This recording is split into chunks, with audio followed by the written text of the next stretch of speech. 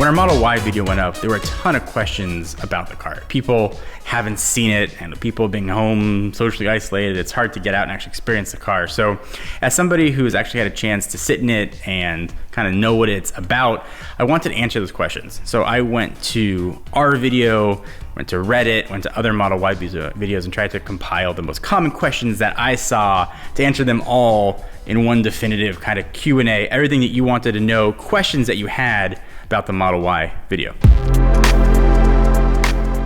So a lot of people haven't seen the Y in person, right? There aren't that many on the road. So people want to get a sense of how big it actually is, in person. So it's about the same size as a Honda CR-V with a more sloping roof. So that's a pretty common car. You've probably seen, one of the new Honda CR-Vs. So imagine that, but electric, I think better looking, slopey roof in the back. So a lot of questions on the interior and the general thoughts, and it really boils down to, it looks like a Model 3. The materials, the trim, the feel of the seats are all Model 3. So if you want to get a sense of whether or not you're going to like how the Y interior is going to look and feel, just go sit in the 3 if you get the opportunity. That'll give you a chance to sort of simulate how it's going to look and feel for you. Just sit up a little extra higher, because you will sit higher up. That's a big difference that I noticed. Actually, I'm kind of up higher with a better view of the road.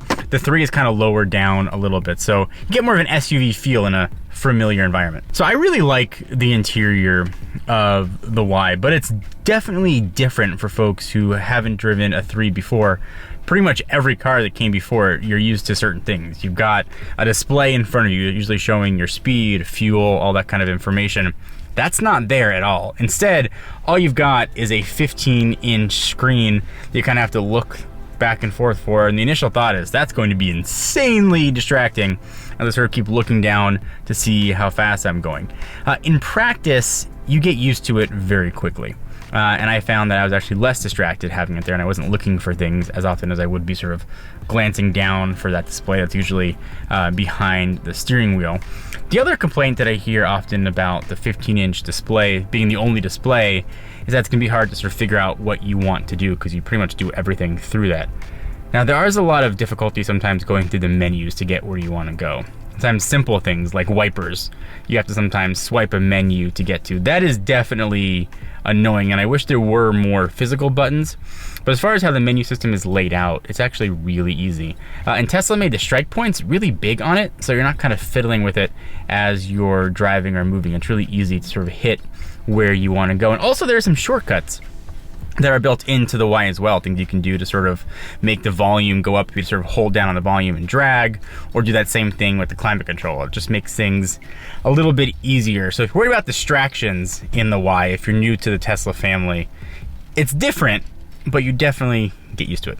Ton of people asking about cargo space, right? It's a hatchback, SUV, you want to have space, and there is a ton of space. So I'm sitting in my Model 3 right now, and you can see I got 2 car seats behind me and really no room in the middle.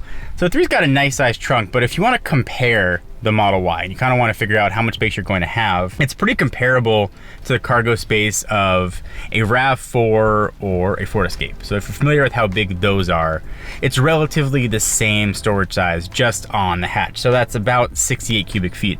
But what's different about the Y you don't get with those is, the under storage. So underneath that first area of the hatch, you've got that almost like a sub trunk, which is really big. And then if you don't get the 7-seater, which you can't right now anyway, there's another storage available there. There's extra storage underneath the front row seats, which are kind of raised up.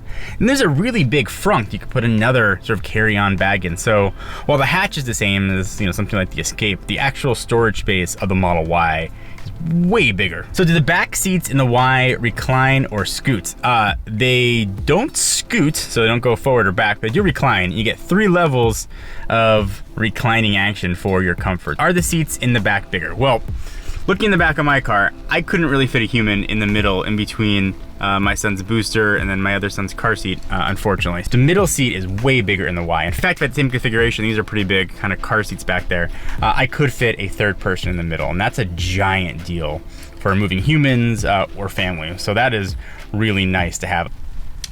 So I opted for the performance version of the Model 3 with the performance pack. So that's things like the bigger wheels, you've got performance spoiler, it's carbon fiber, red brake calipers, and different suspensions. All that stuff is awesome.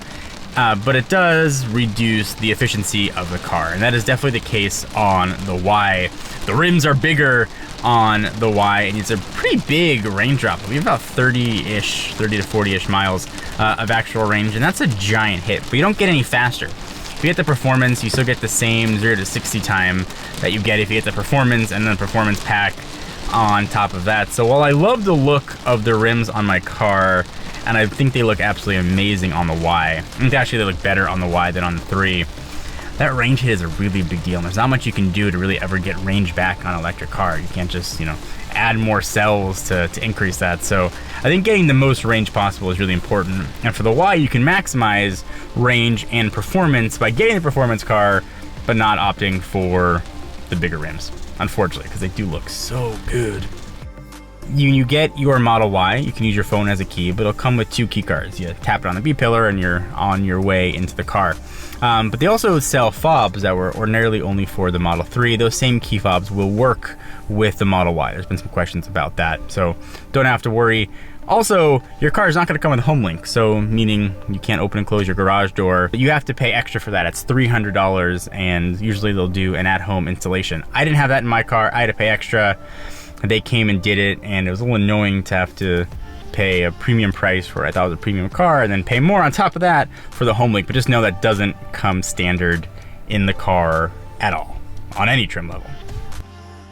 So while obviously the cars look different, the Model Y gets some modes, some SUV things that the 3 is never going to get. So let's start with off-road mode, which I don't necessarily recommend taking it off-road, but if you want to, Tesla offers something that can at least make things a little bit easier for you. So things like allowing the wheels to spin. The off-road assist, it's gonna balance the torque between the front and the rear motors to improve traction.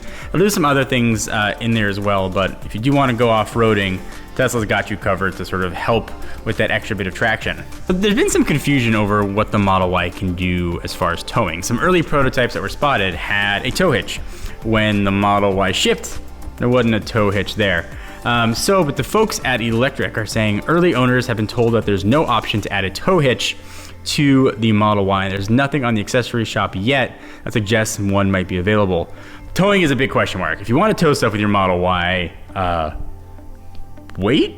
Perhaps one of the coolest things that the Y gets that the 3 doesn't, if you live in a cold area, that's really a big hit on range to heat those batteries. There's actually a heat pump that comes with the Y that can keep your range pretty consistent, and that's why there isn't a bigger range hit when you go from the bigger body of the Y from the smaller of the 3. So if you live in a cold area, that heat pump alone might be a really compelling reason to go for the Y. If you want to learn more though, my friend Andy Sly did an awesome video explaining everything you need to know about the heat pump. We can link that heat pump information below.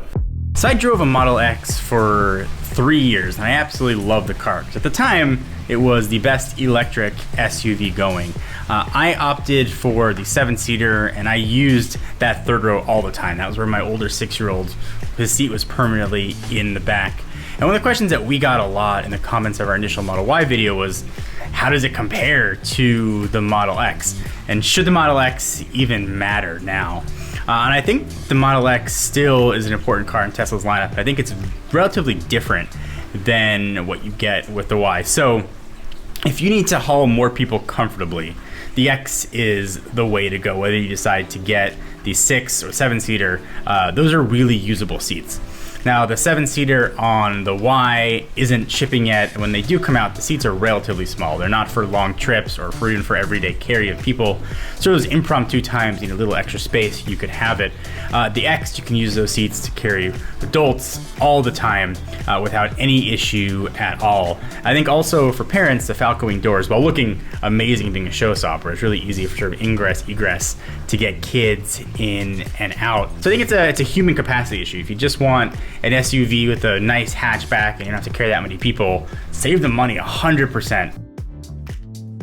So the Y's got a bunch of new wheel options. That's awesome. You might think that you could just buy those wheels from Tesla and throw them on your 3. Well, technically they should fit on the 3. You cannot buy those wheels directly from Tesla and then put them on your Model 3. There'll be a ton of aftermarket options, or maybe you can buy a set of wheels from a Y owner. But as of this filming, you can't just straight up buy the wheels and put them on your 3. So no spare tire on the Model Y, but it does come with Tesla roadside assistance. And when I was driving my Model X, actually, I ended up getting a flat tire and had to call Tesla's roadside assistance. It was really good. They actually gave me a loaner tire and took my tire to the closest service center. Then I had the option of either getting that tire repaired or buying a new one. It was pretty easy. From calling them to them showing up with the tire was like 45 minutes. So maybe a bummer that you don't have an extra roll tire with you, but I'll probably give that up for having the extra storage space that you get by not having to physically carry another tire with you everywhere you go. So people are asking about the windows. Do the windows go all the way down? They do in the front, in the back, just like the Model 3. They don't go down all the way. Are the windows tinted from the factory is also a question we saw a ton of. The rear windows are tinted, and that's pretty common actually for most SUVs. So those are tinted. Front windows, though, are not.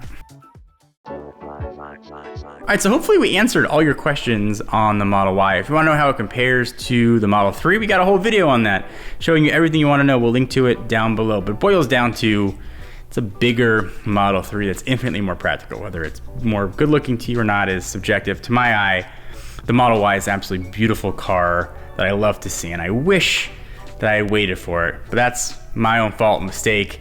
At least you guys now have the information to make the right choice for you and your family.